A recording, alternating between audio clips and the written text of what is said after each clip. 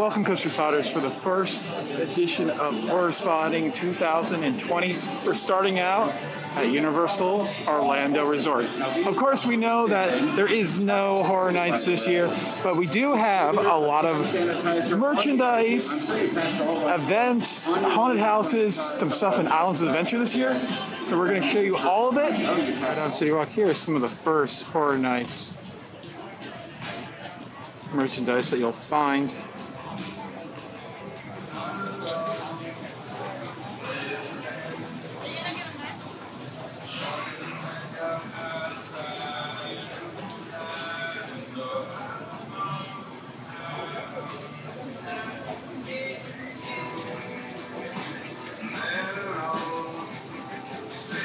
Here we go, socks, shirts, magnets. $8 for a magnet, 2 for $12, so I'm probably going to be doing that. And then masks, you've seen the other ones in other shops. There's about 3 different varieties, I believe.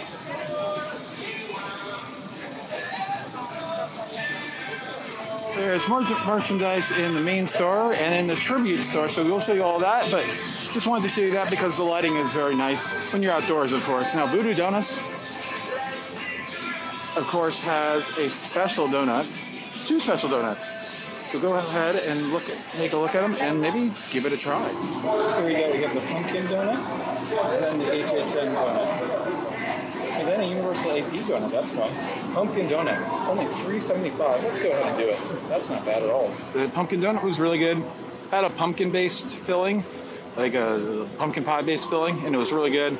I wouldn't probably get it again. There's other things I like at the Voodoo Donuts that I would get more, but I appreciate it and I liked it, and I'd say it's worth a try. Let's start out over at Universal Studios Florida. We're just gonna go around the park and hit everything as it appears. First off, Universal Studios Store.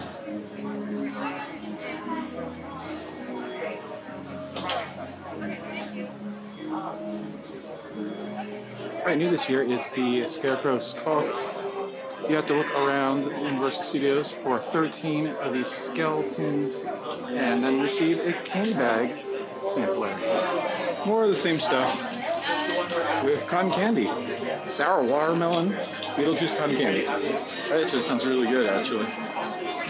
But pretty much the same stuff.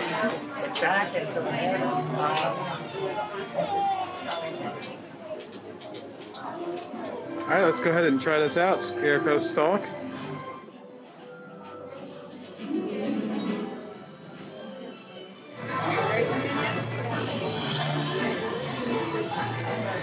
Alright, we got our Stampin' Super Silly stuff. Let's go to Shrek's Ye Old Shop. You know, I've been through these shops. Half the time you exit through the gift shop, so you don't even realize what they're called. That's funny.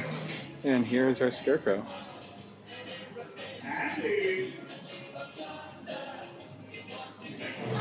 So this is one of 2 houses Universal's The Bride of Frankenstein lives. Let's go ahead and take a walkthrough, and also when you get to the park, you'll be able to reserve a virtual line.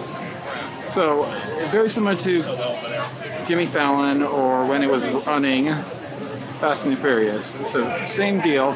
All right, Bride of Frankenstein. We've done on it through twice. First of all, as far as lines go, like it's all over the place. The first time we waited a while, this whole plaza was filled. Then second time it was half filled, and now it's like nothing. So right now, if you have a virtual queue, you'll be able to get on in almost no time whatsoever. So as far as like how it's running with COVID precautions, you know, you're being pulsed a lot more. You're being stopped sometimes during the rot. You're being pulsed occasionally during the walkthrough, and everyone, you know, they have plexiglass to put a barrier between you and the actors, and in some cases the masks are themed to their character, so it's very cool. As far as Bride of Frankenstein goes, it's really cool. I mean, the story is, you know, Frankenstein dies and the bride is trying to resurrect him, and it's a really cool thing. With the plexiglass in place, it's really kind of, they have to be more creative to scare you. But I did get a bunch of scares, especially the, well, I don't want to spoil too much. It's possible to be scared in these. As far as the detail and everything, it's on par with every other Horror Nights year that we've done. It was fun. We just said done both of them twice and really enjoy the Bride of Frankenstein. Here is the food truck.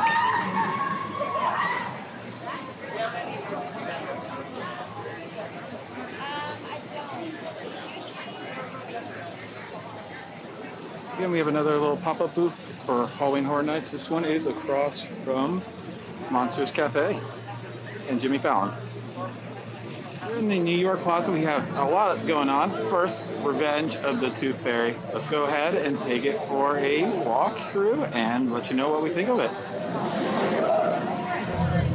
All right, so Revenge of the Tooth Fairy, the second house.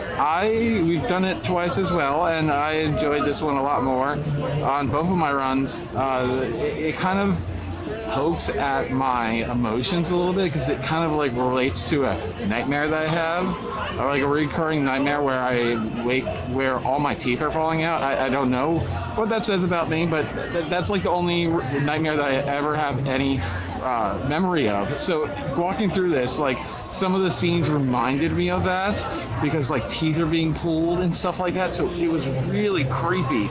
I liked it.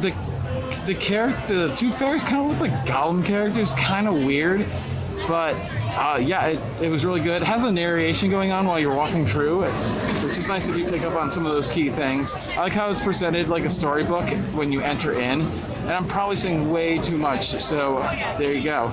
Yeah, as far as these two houses go, it's fun to have a little taste of them. I don't think I would travel for these just for these. I just happened to be here this weekend anyway, so it worked out really well. The tribute store was first thing to appear. Let's go ahead and take a look inside at all the decorations and merchandise.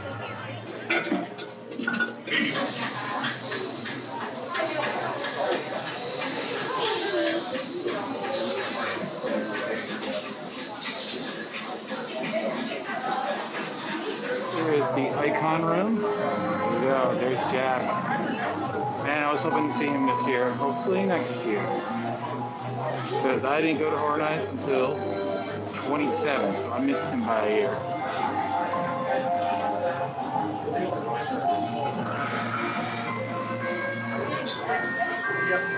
The caretaker, Jack the Clown, the storyteller.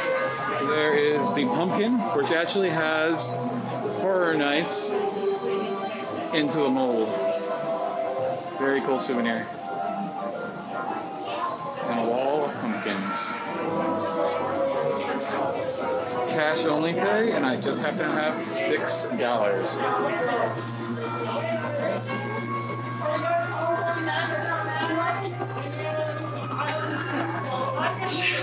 There we go, injecting the plastic into the mold. And there it is. Now it's going to push it down and down to the top.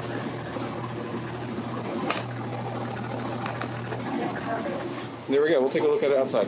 And we're not outside, but we're back home, and here it is. It says Horror Nights on the front of it, but it's really hard to make out. And here we go. I personally think I'm going to paint the Horror Nights black to make it pop more. Here are these awesome masks, all around $80 to $100, somewhere less. I'm really not seeing many new items that you haven't seen in the other stores, but there are a select few different things that are special to this store, especially the food items that are in the next room. Here's a wall of all the posters for every year. Very cool.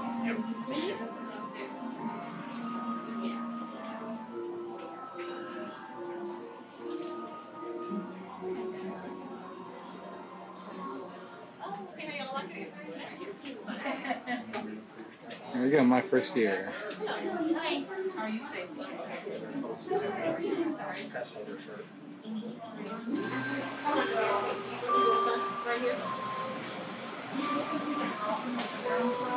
And here are all our options. Halloween cake, slithered limb slime, all these things. They all look delicious. I love the glow-in-the-dark desserts. Very fun. And that is the world's biggest donut. Oh my goodness, that is huge. I love it.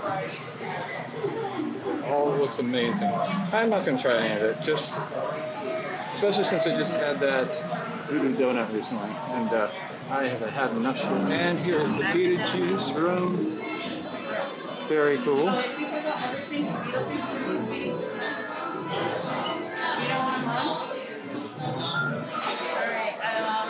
I don't know how I feel about this because I don't really like Beetlejuice. Like, I actively kind of hate him. But I think that's kind of the point. I've never seen the movie. There'll probably still be a little Beetlejuice house next year, so I'll definitely prep for that if there is one next year. But until then, I'll just enjoy how pretty it looks.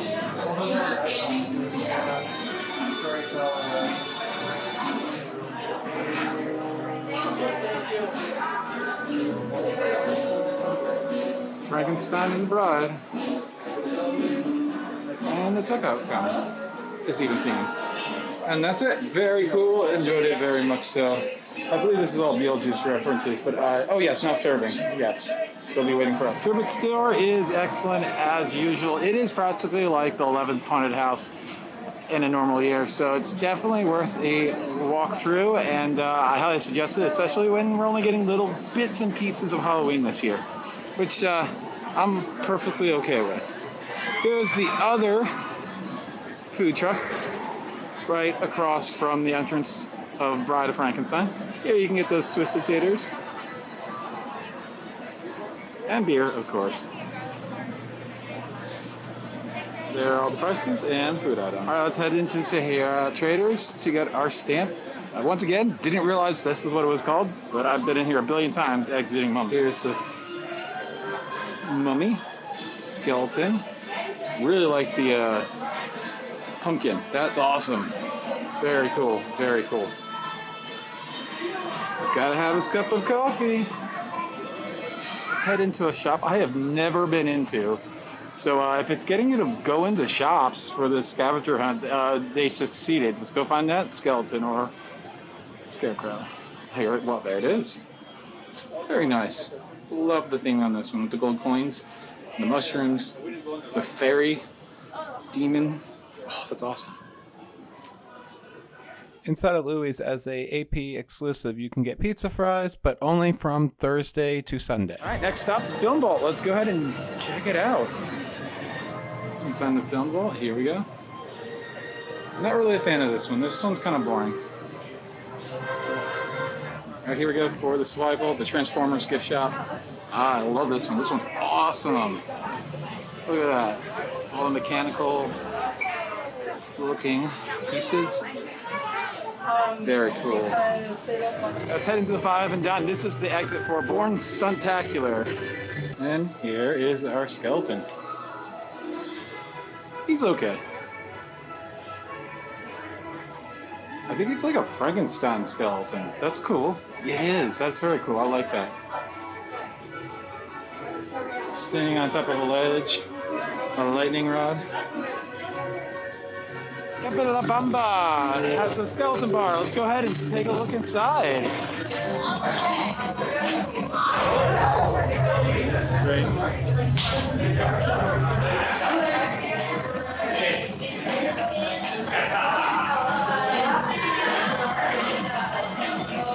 And there's all the offerings. I'm going to definitely run to ET, but first, let's go to SpongeBob Store Pants for our next skeleton. Scarecrow. We have a pirate skeleton under the sea. Nice. Let's go and enjoy the amazing air conditioning and get our next stamp. All right, here's these sweet Will Smith beats and the astronaut alien skeleton dude.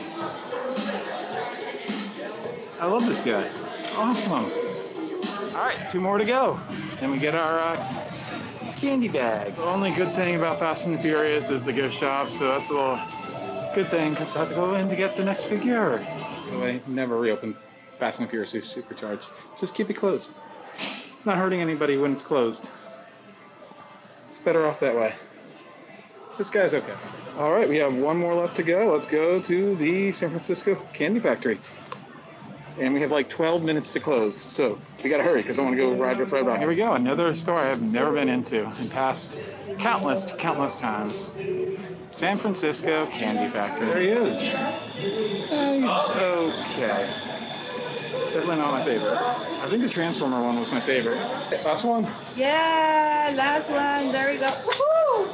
So are you gonna redeem it here or Yes. on the other store? Here's good. Here? Okay. All right. That one. So you get to choose. Oh, another peach rings. Or what are they? Are they peach rings? Yeah. All right, They are. awesome. All right, perfect. Thank you very much. We are now in Islands Adventure, and we're going to head into the trading company and show you what they're doing this year for kids. Unfortunately, adults are not allowed to do this one, so they have an adult version over at Suess, which we obviously just did, but there's a trick-or-treat thing that can go on, and here's one of the locations. And see, passing out candy. Oh yeah, here's another trick-or-treat location.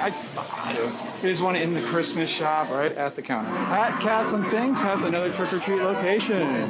Ironically, the candy store does not have a trick-or-treat spot. Another candy spot here at Gertrude's McFud's Fine Feathery Finery. There you go. Mulberry Street Store, Gizmos, Gadgets, and Goodies Galore. Also, it's a candy spot. I believe this might be the same one since it is connected. Yes, it is the same one. Poseidon's Fury might be closed, but Treasures of Poseidon is, and it is a trick-or-treat location. Alright, no trick-or-treat spots in Wizarding World of Harry Potter. I was kind of expecting that. Let's move on to Jurassic Park. I'm sure we'll find some. The Discovery Center and the Dino Store is another trick-or-treat spot. Look at that Jurassic coaster. Over in Toon Lagoon, we have another trick-or-treat spot right here in front of all these cartoon characters. Here's our second location of the trick-or-treat spots here at Gasoline Alley in Toon Lagoon. In the comic book store in Marvel Superhero Island, we have another trick-or-treat location. Across from Dr. Doom and Spider-Man, we have another trick-or-treat location here at the store. Inside the Fantastic Four Cafe, you can get the special margarita pizza fries. All right, that is everything to see in Islands of Adventure. Not a lot, but a lot more than normally because usually they don't have that trick-or-treating thing. I wonder if that was something that was going to be done regardless, or if that's just something they decided to do since, you know, Horror Nights was canceled for the most part, and we're only getting a taste of it. So that is everything that you can do at Universal Orlando Resort this Halloween season. It's very sad that Horror Nights is not happening this year, but it will return next year. And at least you have a little bit of a feel of the event this year with the two houses and all the other offerings, such as the Scarecrow Stalk, which I really enjoyed. I did it twice, and it's fun. Especially, you can go around the park in one continuous loop, really not really going out of your way too much to do every single location. As with the Halloween trick-or-treating as well, over at Islands of Adventure, I love that they have these two little things that we haven't seen in previous years, and I hope they return for the future. If you're sitting here watching this video and asking yourself, should I go to this, and you live outside of Florida, my answer would be no, do not go. We just happened to be there the weekend that this preview happened, which, by the way, they have now announced will continue until the beginning of November. I believe possibly weekdays at some point, but weekends only for the time being. Check the Universal website for updates on that. It will probably be ever-changing anyways and outdated by the time you might watch this. But I don't think you should feel a need to go, especially since the two houses that they're offering most likely will return next year without social distancing and the barriers and all that stuff. So there's really no reason to go. It will be there next year. The only reason I would say go is because you want to go to the parks when it's not that crowded. That was the nice thing about going to the parks this past 8 days. It was very low crowds. But that's going to be it here at Universal Orlando Resort. And we will be doing a video here locally in Philadelphia for the temporarily Hollow Fest at Six Flags and then some other Six Flags parks coming up soon. So look for all that with the horror spotting videos coming this year to the channel. This has been Alex for the Coaster Spot. Thanks for watching. Like, comment, and subscribe.